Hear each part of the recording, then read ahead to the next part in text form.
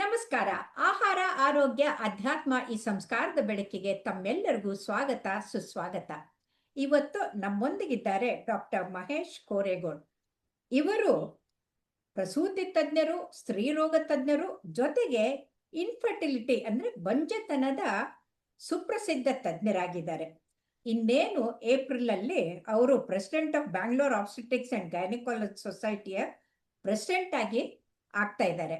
ಅದಲ್ಲದೆ ಅವರು national strategy of Nova IVF fertility ಅಂತ ಕೊರಮಂಗ್ಲದಲ್ಲಿರುವಂತಹ ಇದರಲ್ಲಿ ಡೈರೆಕ್ಟರ್ ಕೂಡ ಆಗಿದ್ದಾರೆ. ನಮಸ್ಕಾರ ಮಹೇಶ್ ಅವರೇ, ಸ್ವಾಗತ, ಸುಸ್ವಾಗತ. ಧನ್ಯವಾದಗಳು ಮೇಡಮ್, ಧನ್ಯವಾದಗಳು. Thank you. ಎಲ್ಲ ವೀಕ್ಷಕರಿಗೂ ಮತ್ತೆ ವಿಜಯಲಕ್ಷ್ಮಿ ಮೇಡಮ್ಗಳಿಗೂ ಮತ್ತು ಎಲ್ಲ ವೃಂದಕ್ಕೂ ನನ್ನ ಒಂದು ಧನ್ಯವಾದನ ಅರ್ಪಿಸಕ್ಕೆ ಇಷ್ಟಪಡ್ತೀನಿ. ನಾನು ಡಾಕ್ಟರ್ ಮಹೇಶ್ ಕೋರೇಗೋಳ್ ಅಂತ. ನಾನೊಬ್ಬ IVF ಮತ್ತು ಇನ್ಫರ್ಟಿಲಿಟಿ ತಜ್ಞ. ಮಕ್ಕಳಿಲ್ಲದ ದಂಪತಿಗಳಿಗೆ ಒಂದು ಚಿಕಿತ್ಸೆ ಕೊಟ್ಟು ಒಂದು ಮಕ್ಕಳು ಮಾಡುವಂತ ಒಂದು ಕಾರ್ಯವನ್ನು ನಾನು ಕಳೆದ ಒಂದು 15 ವರ್ಷಕ್ಕಿಂತ ಜಾಸ್ತಿ ಟೈಮಿಂದ ಮಾಡ್ತಾ ಬರ್ತಾ ಇದ್ದೀನಿ. ವಿಜಯಲಕ್ಷ್ಮಿ ಮೇಡಮ್ ನಮ್ಗೆ ತುಂಬಾ ವರ್ಷದಿಂದ ಪರಿಚಿತರು ಮತ್ತು ತುಂಬಾ ಒಂದು ಒಳ್ಳೆ ವ್ಯಕ್ತಿತ್ವದ ಮನುಷ್ಯರು. ಅದರಿಂದ ನಂಗೆ ಅವ್ರ ಜೊತೆಗೆ ಒಂದು ಈ ಕಾರ್ಯಕ್ರಮ ಮಾಡ್ಲಿಕ್ಕೆ ತುಂಬಾ ಸಂತೋಷ ಆಗ್ತಾ ಇದೆ. ಇತ್ತೀಚಿನ ದಿನದಲ್ಲಿ ಏನಾಗ್ತಾ ಇದೆ ಅಂದ್ರೆ, ಮೊದಲು ಚಿಕ್ಕ ವಯಸ್ಸಿನಲ್ಲಿ ಮದುವೆ ಮಾಡ್ಕೊಳ್ತಾ ಇದ್ರು, ಚಿಕ್ಕ ವಯಸ್ಸಿನಲ್ಲೇ ಮಕ್ಕಳು ಆಗ್ತಾ ಇದ್ರು. ಇನ್ನು ಏನು ಚಿಕ್ಕವರಿರುವಾಗ್ಲೇನೆ ಮಕ್ಕಳಿಗೂ ಮದುವೆ ಮಾಡ್ಬಿಟ್ಟು ಅಜ್ಜಿಗಳು ಆಗ್ತಾ ಇದ್ರು. ಆದ್ರೆ ಇತ್ತೀಚಿನ ದಿನದಲ್ಲಿ ಓದ್ಬೇಕು, ಅದಾಗ್ಬೇಕು, ಇದಾಗ್ಬೇಕು ಅಂತ ಮದುವೆನ ಪೋಸ್ಟ್ಪೋನ್ ಮಾಡ್ಕೊಂಡು ತಡವಾಗಿ ಮದುವೆ ಮಾಡ್ಕೊಳ್ತಾರೆ. ಮದುವೆ ಆದ್ಮೇಲೆ ಮಕ್ಕಳು ಬೇಡ ಅಂತ 1-2-3 ವರ್ಷ ಆರಾಮಾಗಿರೋಣ ಅಂತ ಮತ್ತೆ ತಡ ಮಾಡ್ತಾರೆ. ಆಮೇಲೆ ಮಕ್ಕಳು ಬೇಕಂದಾಗ ಮಕ್ಕಳು ಆಗಲ್ಲ. ಹಾಗಾದ್ರೆ ಈಗ ಇತ್ತೀಚಿನ ದಿನದಲ್ಲಿ ಈ ಬಂಜೆತನ ಹೆಚ್ಚಾಗಕ್ಕೆ ಏನು ಕಾರಣ? ಬೊಜ್ಜುನು ಒಂದು ಕಾರಣನ, ಏನು ಅಂತ ಯಾವ್ಯಾವ ಕಾರಣ ತಿಳಿಸ್ಕೊಡಿ ಸರ್. ಒಂದು ತುಂಬಾ ನೀವು ಅರ್ಥಗರ್ಭಿತವಾಗಿ ಪ್ರಶ್ನೆ ಕೇಳಿದ್ದೀರ. ಉತ್ತರಕ್ಕಿಂತ ಪ್ರಶ್ನೆನೇ ಅರ್ಥಗರ್ಭಿತವಾಗಿ ಅನ್ನೋಕೆ ನೀವು ಕೇಳಿದ ಪ್ರಶ್ನೆ ಒಂದು ತುಂಬಾ ಇಂಪಾರ್ಟೆಂಟ್ ಪ್ರಶ್ನೆ. ನೀವು ಸರಿಯಾಗಿ ವಿಶ್ಲೇಷಣೆ ಮಾಡಿ ಕೇಳಿದ್ದೀರ. ಇದರಲ್ಲಿ ನಾವು ಮುಖ್ಯವಾಗಿ ಗಮನಿಸಬೇಕಾದ, ನೀವು ಹೇಳಿದಂಗೆ ಮುಂಚಿನ ಕಾಲದಲ್ಲಿ ಬೇಗ ಮದುವೆ ಆಗ್ತಾ ಇತ್ತು, ಅವಾಗ ಈ ಸಮಸ್ಯೆ ಇರಲಿಲ್ಲ. ಆದ್ರೆ ಇವತ್ತಿನ ಕಾಲದಲ್ಲಿ ಈಗ ಮದುವೆ ಆಗೋ ವಯಸ್ಸು ಲೇಟ್ ಆಗಿದೆ. ಎಷ್ಟೊಂದು ಕಾರಣಗಳಿಂದ. ಒಂದು ಲೈಫ್ ಸ್ಟೈಲ್ ಚೇಂಜ್ ಅನ್ಬೋದು, ಮತ್ತೆ ಇವತ್ತಿನ ಯುವತಿಯರು ಒಂದು ಒಳ್ಳೆ ಎಜುಕೇಶನ್ ಪಡಿತಾ ಇದ್ದಾರೆ, ಒಂದು ಒಳ್ಳೆ ಸ್ಥಾನದಲ್ಲಿ ಒಂದು ಉದ್ಯೋಗ ಮಾಡ್ತಾ ಇದ್ದಾರೆ, ಎಷ್ಟೊಂದು ಕ್ಷೇತ್ರಗಳಲ್ಲಿ ಹೆಸರು ಮಾಡಿದ್ದಾರೆ. ಸೊ ಅದಕ್ಕೆಲ್ಲ ಸ್ವಲ್ಪ ಸಮಯ ಬೇಕಾಗತ್ತೆ ಅಂತ ಸ್ವಲ್ಪ ಒಂದು ಮಕ್ಕಳಾಗೋ ಏಜು ಮುಂದೆ ಹೋಗಿದೆ ಮುಂಚೆಗಿನ. ಅದು ಒಂದನೇದ್ದು. ಎರಡನೇದ್ದು, ನಾವು ಜೀವನ ಶೈಲಿ ಅಂತಂದ್ರೆ, ಮುಂಚೆ ನೀವು ಅಷ್ಟೊಂದು ಸೌಕರ್ಯ ಇರಲಿಲ್ಲ. ಸೊ ಅನಾವಶ್ಯಕವಾಗಿ ಶ್ರಮಜೀವಿಗಳಾಗಿ ಕೆಲಸ ಮಾಡ್ತಾ ಇದ್ರು, ಚುರುಕಾಗಿರ್ತಾ ಇದ್ರು, ದಪ್ಪಗಿರ್ತಾ ಇರ್ಲಿಲ್ಲ, ಚಟುವಟಿಕೆಯಿಂದ ಇರ್ತಾ ಇದ್ರು, ಮಕ್ಕಳು ಆಗ್ತಾ ಇದ್ರು. ಎಷ್ಟು ಮಕ್ಕಳಿದ್ರು ಅವ್ರು ನೋಡ್ಕೊಳ್ತಾ ಇದ್ರು. ಈಗ ಆರಾಮಾಗಿ ಐಷಾರಾಮಿ ಜೀವನ ಆಗೋಗ್ಬಿಟ್ಟಿದೆ. ಸ್ಥೂಲಕಾಯ ಜಾಸ್ತಿ ಆಗಿದೆ. ಈಗ ಒಂದ್ ಸಣ್ಣ ಅಂಗಡಿ ಇಲ್ಲೇ ಹೋಗಿ ಏನಾದ್ರು ತಗೊಂಬಪ್ಪ ಅಂದ್ರೆ ಮಕ್ಕಳಿಗೆ ಒಂದು ಬೈಕ್ ಬೇಕು, ನಡ್ಕೊಂಡು ಹೋಗೋದಿಲ್ಲ. ಮುಂಚಿನ ಕಾಲದಲ್ಲಿ ಶಾಲೆಗೆ ನಡ್ಕೊಂಡು ಹೋಗ್ಬೇಕು, ಎಲ್ಲಾ ಕಡೆ ನಡ್ಕೊಂಡು ಹೋಗ್ಬೇಕು. ಈಗ ಎಲ್ಲಾ ಕಡೆ ಮತ್ತೆ ಈಗ ಒಂದು ಜಂಕ್ ಫುಡ್ ಜಾಸ್ತಿ ಆಗ್ಬಿಟ್ಟಿದೆ ಎಲ್ಲಾ ಕಡೆ. ಒಂದು ತಪ್ಪಾದ ಆಯಿಲ್ ಆಗ್ಲಿ, ಒಂದು ಸಕ್ಕರೆ ಜಾಸ್ತಿ ಆಗ್ಲಿ, ಇಂಥದೇ ಒಂದು ಫುಡ್ ಜನ ಒಂದು ಕಂಫರ್ಟ್ ಫುಡ್ ತಿಂದು ತಿಂದು ಕೂಡ ಒಂದು ಹೆಲ್ದಿ ಆಹಾರ ತಿನ್ನೋದನ್ನೇ ಮರ್ತ್ಬಿಟ್ಟು. ಇವತ್ತು ನಾನು ಒಂದು ಡಾಕ್ಯುಮೆಂಟರಿ ನೋಡ್ತಾ ಇದ್ದೆ, ಶಾಲೆಗೂ ಕೂಡ ಮಕ್ಕಳು ಬಾಕ್ಸ್ ಅಲ್ಲಿ ಕೂಡ ಬಿಸ್ಕಿಟ್, ಕೇಕು ತಗೊಂಡು ಹೋಗುವಂತ ಪರಿಸ್ಥಿತಿ. ಬಾಕ್ಸ್ ಅಲ್ಲಿ ತಗೊಂಡು ಹೋಗೋದಲ್ಲ, ಸ್ಕೂಲಿಂದ ಬರ್ಬೇಕಾದ್ರೆ ನಾವು ಓಡಾಡ್ಕೊಂಡು ಹೋಗಿ ಮನೇಲಿ ಅಮ್ಮ ಏನ್ ಮಾಡಿದಾರೆ ಅಂತ ನೋಡ್ತಾ ಇದ್ವಿ. ನಾನು ಇಲ್ಲಿ ಮನೆ ಪಕ್ಕಕ್ಕೆ ನೋಡ್ತೀನಿ, ಇಷ್ಟೊಂದು ಪ್ಯಾಕೆಟ್ಗಳನ್ನ, ಜಂಕನ್ನ ಬ್ಯಾಗ್ ಅಲ್ಲಿ ತುಂಬಿಸ್ಕೊಂಡು ಹೋಗ್ತಾರೆ ಮಕ್ಕಳು ಮನೆಗೆ. ಅಂದ್ರೆ ಈ ಸ್ಥಿತಿ ಆಗಿ ಹೋಗ್ಬಿಟ್ಟಿದೆ. ಒಂದು ಒಬೆಸಿಟಿ ಆಗ್ಬಿಡುತ್ತೆ. By the time they realise ಅದು ಒಂದು ಒಬೆಸಿಟಿ ಆಗಿ ಅವಾಗ ಒಂದು ಮಕ್ಕಳಾಗೋದು ಕಷ್ಟ ಆಗ್ತದೆ. ಪಾಲಿಸಿಸ್ಟಿಕ್ ಓರಿ ಅಂತೀವಿ, PCOS ಅಂತ ಹೇಳ್ತೀವಿ. PCOS ಇದ್ದಾಗ, ಒಬೆಸಿಟಿ ಇದ್ದಾಗ ಅದೊಂದು ವಿಷಯ ಸೈಕಲ್ ಆಗ್ಬಿಡ್ತದೆ. ಪಾಲಿಸಿಸ್ಟಿಕ್ ಓರಿ ಅವರಾಗ್ಲಿ, ಮತ್ತೆ ಇವತ್ತಿನ ಒಂದು ಇನ್ಫೆಕ್ಷನ್ ಜಾಸ್ತಿ ಆಗಿ, ಒಂದು ಪೆಲ್ವಿಕ್ ಇನ್ಫ್ಲಮೇಟರಿ ಡಿಸೀಸ್ ಆಗಿ, ಟ್ಯೂಬಲ್ ಬ್ಲಾಕ್ ಅಂತ ಕಾಯಿಲೆಗಳು ಜಾಸ್ತಿ ಆಗ್ತಾ ಇದ್ದಾವೆ. ಒಂದು ಕ್ಲಮೆಡಿಯಾ ಆಗ್ಲಿ, ಮತ್ತೆ ಈಗ ಬದುಕಿನ ಮುಂಚೆ ಕೂಡ ಕೆಲವೊಂದು ಅಸುರಕ್ಷಿತ ಲೈಂಗಿಕ ಸಂಪರ್ಕಗಳು ಕೂಡ ಮುಂಚಿನಕಿಂತ ಜಾಸ್ತಿ ಇದಾವೆ.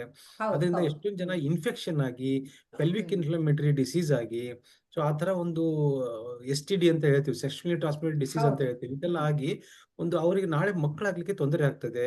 ಎಷ್ಟೊಂದ್ ಸಲ ಮದುವೆ ಆಗಿನ ಮುಂಚೆನೆ ಎಷ್ಟೊಂದ್ ಸಲ ಪ್ರೆಗ್ನೆನ್ಸಿ ಆಗು, ಮತ್ತೆ ಕೆಲವೊಂದ್ಸಲ ಅಬಾರ್ಷನ್ ಮಾಡಿಸ್ಕೊಂಡು ಅಲ್ಲಿ ಕೂಡ ಹೌದು. ಕೆಲವೊಬ್ಬರಿಗೆ ಡ್ಯಾಮೇಜ್ ಆಗೋ ಹೌದು, ಸಂಭವ ಹೌದು. ಇರ್ತದೆ. ಅಬಾರ್ಷನ್ ಇವೆಲ್ಲ ಆದ್ಮೇಲೆ ಇನ್ಫೆಕ್ಷನ್ ಆಗಿ ಟ್ಯೂಬಲ್ ಬ್ಲಾಕ್ ಆಗತ್ತೆ. ಇನ್ಫೆಕ್ಷನ್ ಆಗಿ ಹೌದು. ಟ್ಯೂಬಲ್ ಬ್ಲಾಕ್ ಈ ತರ ಎಲ್ಲ ಸಮಸ್ಯೆಗಳನ್ನ ನಾವು ನೋಡ್ತಾ ಇದೀವಿ. ಹ್ಮ್, ಹ್ಮ್, ಹ್ಮ್, ಇದಲ್ದೇನೆ ನಾವು ಹ್ಮ್. ಉಸಿರಾಡುವ ಒಂದು ಗಾಳಿಗೂ ಕೂಡ ಇವತ್ತು AQI ಅಂತ ಏರ್ ಇಂಡೆಕ್ಸ್ ಇದೆ. ಅಂದ್ರೆ ಎಷ್ಟೊಂದು ಹೌದು, ಪೊಲ್ಯೂಷನ್ ಹೌದು, ಹೌದು. ಗಾಳಿಯಲ್ಲಿ, ಪೊಲ್ಯೂಷನ್. ಹೌದು. ನೀರಲ್ಲಿ, ನಾವು ತಿನ್ನೋ ಆಹಾರದಲ್ಲಿ, ಮತ್ತೆ ಆಹಾರದಲ್ಲಿ ಒಂದು ಎಲ್ಲದರಲ್ಲೂ ಒಂದು ಪೊಲ್ಯೂಷನ್. ಗ್ರೌಂಡ್ ವಾಟರ್ ಅಲ್ಲಿ ಕೂಡ ಪೆಸ್ಟಿಸೈಡ್ ಇದೆ. ನಾವು ರೈತರು ಹೆಲ್ದಿ ಲೈಫ್ ಸ್ಟೈಲ್ ಅಂತೀವಿ, ರೈತರಲ್ಲೇ ವೀರ್ಯಾಣು ಕಮ್ಮಿ ಬರ್ತಾ ಇದಾವೆ. ಯಾಕಂದ್ರೆ ಅವರು ಹೌದು, ಪೆಸ್ಟಿಸೈಡ್ ಹೌದು, ಹೊಡೆಯೋದಾಗ್ಲಿ, ಹೌದು. ಅವರೊಂದು ಪೆಸ್ಟಿಸೈಡ್ ಸಂಪರ್ಕ, ಕೆಮಿಕಲ್ ಸಂಪರ್ಕ ಇಟ್ಕೊಂಡು ಹಳ್ಳಿಯಿಂದ ಬರೋ ಒಂದು ರೈತರಲ್ಲೂ ಕೂಡ ನಾವು ಕಮ್ಮಿ ವೀರ್ಯಾಣು ಕೌಂಟ್ ಅನ್ನ ನೋಡ್ತಾ ಇದ್ದೀವಿ. ಹ್ಮ್, ಇದೆಲ್ಲ ಇವತ್ತಿನ ಒಂದು ಡೇಟಿಗೆ ಹ್ಮ್, ಮಾರಕವಾಗಿ ಪರಿಣಮಿಸ್ತಾ ಇದೆ. ಎಲ್ಲಾ ತರ ಪೊಲ್ಯೂಷನ್ಗಳು, chemical pollution, air pollution, water pollution, food pollution, hmm, ನಾವು ತಿನ್ನೋ ಆಹಾರದಲ್ಲಿ ಕೂಡ ಒಂದು ಕೆಮಿಕಲ್ಸ್ ಇರ್ತವೆ.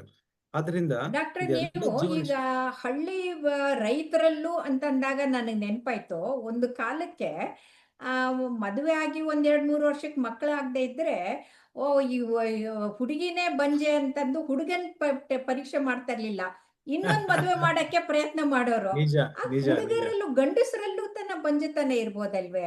ಕರೆಕ್ಟ್. ಎಕ್ಸಾಕ್ಟ್ ಇದೆ ಹೇಳಿದ್ರಿ ಮೇಡಮ್. ಈಗ ಮದುವೆಕಿನ ಮುಂಚೆ ನಾವು ಬರೀ ಹೆಣ್ಮಕ್ಳೇ ಟೆಸ್ಟ್ ಮಾಡ್ಬೇಕು ಅಂತ ಹೇಳೋದು ತಪ್ಪು. ಗಂಡು ಮಕ್ಕಳಲ್ಲೂ ಎಷ್ಟೊಂದು ಕಾಯಿಲೆ ಇರ್ತವೆ, ಎಷ್ಟೊಂದು STDs ಇರ್ಬೋದು, ಎಷ್ಟೊಂದು ವೀರ್ಯಾಣುಗಳ ಕೊರತೆ ಇರ್ಬೋದು, ಏನೊಂದು ಸಮಸ್ಯೆ ಇರ್ಬೋದು. ಅದರಿಂದ ಪುರುಷರ ಒಂದು ಕಾಂಟ್ರಿಬ್ಯೂಷನ್ ಏನಿದೆ ಇನ್ಫರ್ಟಿಲಿಟಿ ಆಗ್ಲಿಕ್ಕೆ, ಅದು ಹ್ಮ್. ಕೂಡ ಒಂದು ಸಿಗ್ನಿಫಿಕೆಂಟ್ ಅಮೌಂಟ್, ಒಂದು ಜಾಸ್ತಿ ಪರಿಣಾಮದಲ್ಲಿ ಇವತ್ತು ಇದೆ. ಆಮೇಲೆ ಆದ್ರಿಂದ ಇವತ್ತೇನು ಅವ್ರು ಸ್ಮೋಕಿಂಗು ಡ್ರಿಂಕಿಂಗ್ ಮಾಡ್ತಾ ಎಸ್ ಇದಾರಲ್ಲ, ಅದು ಎಸ್ ಕೂಡ ಎಸ್ ಇಫೆಕ್ಟ್ ಎಸ್ ಆಗತ್ತೆ. ಎಕ್ಸಾಕ್ಟ್ಲಿ. ಈ tobacco consumption in any form, ಅಂದ್ರೆ ತಂಬಾಕು, ಗುಟ್ಕಾ ತಿನ್ನೋದಾಗ್ಲಿ, ಈ ಉತ್ತರ ಕರ್ನಾಟಕದಲ್ಲಿ ತುಂಬಾ ಗುಟ್ಕಾ ಹಾವಳಿ. ಇದನ್ನ ಗುಟ್ಕಾ ಜನ ತಿನ್ನೋದಾಗ್ಲಿ. ಸರಿಯಾಗಿ ಕೇಳಿಸ್ಕೋಬೇಕು ನೀವು ಹೇಳೋದು. ಕರೆಕ್ಟ್. ಯಾರ್ಯಾರು ಗುಟ್ಕಾ ತಿನ್ನೋ ಹುಡುಗರಿದಾರಲ್ಲ ಅವರು ಹೌದು. ನೆನ್ಪಿಟ್ಕೊಳ್ಬೇಕು. ಹ್ಮ್, ಗುಟ್ಕಾ, ಮಾವ, ಕೈನಿ, ಜರ್ದ ತಿನ್ನೋರು, ಬೀಡಿ ಹ್ಮ್, ಸಿಗರೆಟ್ ಸೇದುವವರು, ಅಥವಾ ಯಾವುದೇ ತರ ಒಂದು ತಂಬಾಕಿಗೆ ಬಲಿಯಾಗುವವರು ಬರೀ ಹ್ಮ್, ವೀರ್ಯಾಣು ಸುಟ್ಟೋಗೋದಿಲ್ಲ. ಈಗ ನನ್ನ ಚಾನೆಲ್ ಅಲ್ಲಿ ನಾ ಎಷ್ಟೊಂದು ನನ್ನ ಒಂದು ಸೋಷಿಯಲ್ ಮೀಡಿಯಾದಲ್ಲಿ ಹಾಕಿದ್ದೀನಿ ವಿಡಿಯೋ ಹ್ಮ್. ಇದ್ರ ಬಗ್ಗೆ. ವೀರ್ಯಾಣುಗಳು ಪೂರ್ತಿ ನಿರ್ಜೀವ ತರ ಆಗ್ಬಿಡ್ತವೆ, ಚಟುವಟಿಕೆ ಹ್ಮ್. ಕಮ್ಮಿ ಆಗುತ್ತೆ, ಕೌಂಟ್ ಕಮ್ಮಿ ಮೊಟಿಲಿಟಿ ಆಗುತ್ತೆ, ಕಡಿಮೆ ಆಗತ್ತೆ. ಹಾ. ಮೊಟಿಲಿಟಿ ಕಮ್ಮಿ ಆಗುತ್ತೆ. ಎಲ್ಲ ಪ್ಯಾರಾಮೀಟರ್ಸ್ ನಾವು ಹ್ಮ್, ಸಿಗರೆಟ್ ಸೇದುವಲ್ಲಿ, ತಂಬಾಕು ಉತ್ಪನ್ನ ಯೂಸ್ ಮಾಡೋದ್ರಲ್ಲಿ ತಕ್ಷಣ ನೋಡಿದ ಹ್ಮ್, ತಕ್ಷಣ ಹೇಳ್ಬೋದು ಇವ್ರದ್ದು ಹ್ಯಾಬಿಟ್ ಇದೆ ಹ್ಮ್, ಅಂತ. ಹ್ಮ್, ಹ್ಮ್, ಹ್ಮ್, ಆದ್ರಿಂದ ಈ ಹ್ಯಾಬಿಟ್ಗಳು ತುಂಬಾ ಮಾರಕ. ತಮಗೇನಾದ್ರೂ ಈ ಹ್ಯಾಬಿಟ್ ಇದ್ರೆ, ಮಕ್ಕಳಾಗಿಲ್ಲ ಅಂದ್ರೆ ದಯಮಾಡಿ ಫಸ್ಟ್ ಸ್ಟೆಪ್ ನಿಲ್ಸೋದು. ಇದಕ್ಕೆ ಮಾತ್ರ ಇಲ್ಲ, ಆಂಟಿ ಹ್ಮ್, ಆಕ್ಸಿಡೆಂಟ್ ಕೊಟ್ಟು ನೀವು ದುಡ್ಡು ಖರ್ಚು ಮಾಡಿದ್ರು ಕೂಡ ಇದು ಸುಧಾರಿಸೋದಿಲ್ಲ. ಸೊ ನೀವು ಹ್ಮ್. ಬಾಡಿ ಹಾಳು ಮಾಡೋದನ್ನ ಫಸ್ಟ್ ನಿಲ್ಲಿಸಬೇಕು. ಸೊ ಎಲ್ಲಾ ನಿಲ್ಲಿಸ್ಬೇಕು. ತರದಿಂದ ಇದೊಂದು ಬ್ಯಾಡ್ ಹ್ಯಾಬಿಟ್ ಅಂತ, ಹ್ಮ್. ಇದನ್ನ ನಿಲ್ಸಿನೇ ಮುಂದುವರಿಬೇಕು. ಹಾ, ಹಾ. ಈಗ ಎಷ್ಟೋ ಸಲ ಏನಾಗತ್ತೆ, ಹೆಣ್ಮಕ್ಳಿಗೆ ರಿಪೀಟೆಡ್ಲಿ ಅಬಾರ್ಷನ್ಸ್ ಆಗ್ತಾ ಇರತ್ತಲ್ಲ, ಅದು ಕೂಡ ಒಂದು ಕಾರಣ ಆಗ್ಬೋದಾ? ಯಾಕೆ ರಿಪೀಟೆಡ್ ಅಬಾರ್ಷನ್ ಆಗತ್ತೆ ಅವ್ರಿಗೆ? ಹೌದು. ಏನಾದ್ರೂ ತೊಂದರೆ ಇರುತ್ತಾ ಅಂತ? ಇದು ಒಂದು ಇಂಪಾರ್ಟೆಂಟ್ ಕಾರಣ. ಈಗ ಎರಡು ತರ. ಒಂದು ಒಂದು ಒಂದು ಆ, ದಂಪತಿಗೆ ಮಕ್ಕಳಾಗಿಲ್ಲ ಅಂದ್ರೆ ಮಹಿಳೆಯಲ್ಲಿ ಒಂದು ಅಂಡಾಶಯದಲ್ಲಿ ಏನಾದ್ರು ಎಗ್ಗುಗಳು ಕಮ್ಮಿ ಇರ್ತವೆ, ಇಲ್ಲ ಗರ್ಭಾಶಯದಲ್ಲಿ ಏನಾದ್ರು ಅಡ್ಡ ಪದರ ಇರ್ತದೆ, ಅಂದ್ರೆ ಹಾ, ಸೆಪ್ಟಮ್ ಅಂತ ಹೇಳ್ಬೋದು ಅಥವಾ ಹಾ. ಪಾಲಿಪ್ ಅಂತ ಹೇಳ್ಬೋದು, ಅದು ಇರಬಹುದು. ಮತ್ತೆ ಏನಾದರೂ ಅವರಿಗೆ ಬಾಡಿಯಲ್ಲಿ ಏನಾದರೂ ಒಂದು ಕಾಯಿಲೆಗಳು, ಶುಗರ್ ಆಗಲಿ, BP ಆಗಲಿ, ಹ್ಮ್, ಇದರಿಂದನೂ ಕಷ್ಟ ಹ್ಮ್, ಆಗ್ತದೆ. ಹ್ಮ್, ಇವೆಲ್ಲ ಕಾರಣದಿಂದ ಒಂದು ಮಕ್ಕಳಾಗದೆ ಇರಬಹುದು, ಆದ್ಮೇಲೆ ಹ್ಮ್, ಅಬಾರ್ಷನ್ ಆಗ್ಬಹುದು. ಸೊ ಈ ಹ್ಮ್, ಮೇನ್ 3 ರೀಸನ್. ಒಳ್ಳೆ ಹ್ಮ್, ಒಂದು ಎಗ್ ಇಲ್ದಿರೋದು, ಅಂದ್ರೆ ಒಂದು ಹ್ಮ್, ವಯಸ್ಸಾದ್ಮೇಲೆ ಅನ್ಎಂಪ್ಲಾಯ್ಡ್ ಅಂತೀವಿ, ಕಮ್ಮಿ ಎಗ್ ಇರೋದು, ಅಥವಾ ಮಹಿಳೆ ವಯಸ್ಸು ಜಾಸ್ತಿ ಆದ್ಮೇಲೆ ಆಗಿರೋದು. ಈ ತರ ಇದ್ದಾಗ ಒಂದು ಅಬ್ನಾರ್ಮಲ್ ಭ್ರೂಣ ಆಗ್ಬಿಡ್ತದೆ. ಅದೇ ತರ ಹ್ಮ್, ಪುರುಷರಲ್ಲಿ ಕಮ್ಮಿ ವೀರ್ಯಾಣು ಇತ್ತು, ಅಥವಾ ಫುಲ್ ಹ್ಮ್. DNA ಫ್ರಾಗ್ಮೆಂಟೇಶನ್, DFI ಜಾಸ್ತಿ ಆಗಿತ್ತು, ಅವಾಗ ಎಗ್ಗು ಮತ್ತೆ ಒಂದು ಸ್ಪರ್ಮ್ ಒಂದಕ್ಕೊಂದು ಸೇರಿದಾಗ ಎರಡು ಭ್ರೂಣ ಹೆಲ್ದಿ ಸೇರ್ಕೊಳಕ್ಕೆ. ಇರೋದಿಲ್ಲ. ಹ್ಮ್, ಏನಾದ್ರೂ ಒಂದು ಪ್ರಾಬ್ಲಮ್ ಆಗಿರೋ ಭ್ರೂಣ ಇರ್ತದೆ, ಅದರಿಂದ ಹಿಂಗ ಹ್ಮ್, ಆಗ್ಬೋದು. ಸೊ ಇದೆಲ್ಲ ಕಾರಣಗಳಿಂದ ಈ ಹ್ಮ್, ಸಮಸ್ಯೆಗಳು ಒಂದು ಕಂಡು ಬರ್ತವೆ. ಅಂತಂದ್ರೆ ಹ್ಮ್, ಒಂದು ಮಕ್ಕಳಾಗದೇ ಇರೋದು, ಅದು ಆದ್ರೆ ಒಂದು ಹ್ಮ್, ಮಿಸ್ಕ್ಯಾರೇಜ್ ಅಥವಾ ಅಬಾರ್ಷನ್ ಹ್ಮ್, ಆಗೋದು ಕೂಡ ನಾವು ಕಂಡು ಬರ್ತೀವಿ. ಸೊ ಇದು ಹ್ಮ್, ಹ್ಮ್, ಯಾರಲ್ಲಿ ಎರಡಕ್ಕಿಂತ ಜಾಸ್ತಿ ಆಗಿದೆ ಅವರಿಗೆ ಹ್ಮ್, ಅಲ್ಲಿ ಒಂದು ಟೆಸ್ಟ್ ಮಾಡ್ಬೇಕಾಗ್ತದೆ.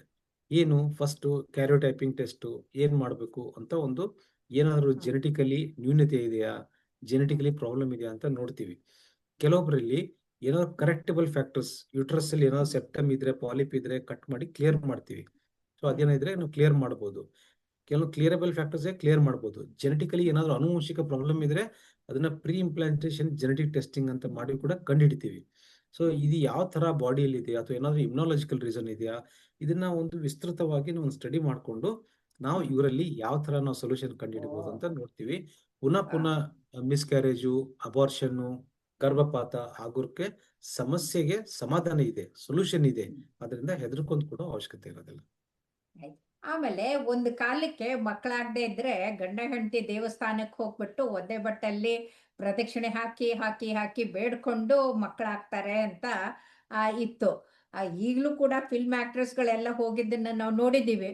ಆದ್ರೆ ಈಗ ಹೊಸದಾಗಿ ಅಡ್ವಾನ್ಸ್ಮೆಂಟ್ ಏನಿದೆ ಈ ಬಂಜೆತನ ನಿವಾರಣೆಗೆ, ಹೊಸ ಟೆಕ್ನಾಲಜಿಗಳು, ಟೆಕ್ನಿಕ್ಗಳು ಯಾವ್ಯಾವ್ದು ಸುಲಭ ಅವೈಲೇಬಲ್ ಇದೆ, ದಯವಿಟ್ಟು ತಿಳಿಸ್ಕೊಡಿ.